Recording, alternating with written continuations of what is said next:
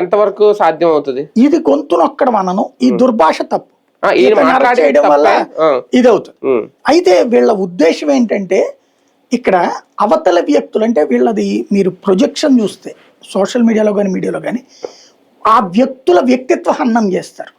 వాళ్ళు అట్లాంటోళ్ళు ఇట్లాంటోళ్ళు పర్సనల్ గా చేస్తారు. ఆ విధంగా వాళ్ళకి ఎందుకు మనకి దరిద్రం. ఇప్పుడు ఒకటి అబ్జర్వ్ చేస్తే ఇలాంటి మాటలు మాట్లాడి ఒళ్ళంతా పులిసేలా కొట్టించుకున్న వాళ్ళు ఎవరికి పెద్ద పెద్ద పదవులు రాలేదు. ఇది గుర్తుపెట్టుకోవాలి. పట్టాభికి ఏమొచ్చిందండి?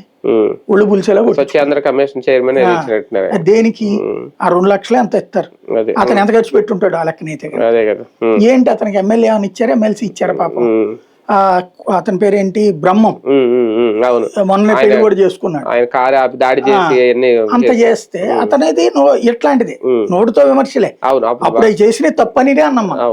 అట్లాగా వాళ్ళకి ఎవరికి ఏం పెద్ద పెద్ద ఎరగదీసే పదవులు వచ్చినాయి.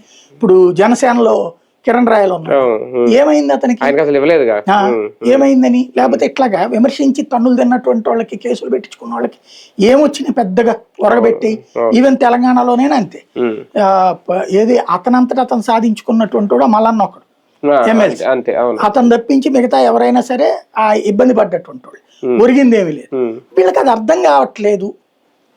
ఒక రకంగా చెప్పాలంటే ఇవాళ మనకి 2 రాష్ట్రాల్లో జరుగుతున్నది 2 తెలుగు రాష్ట్రాలు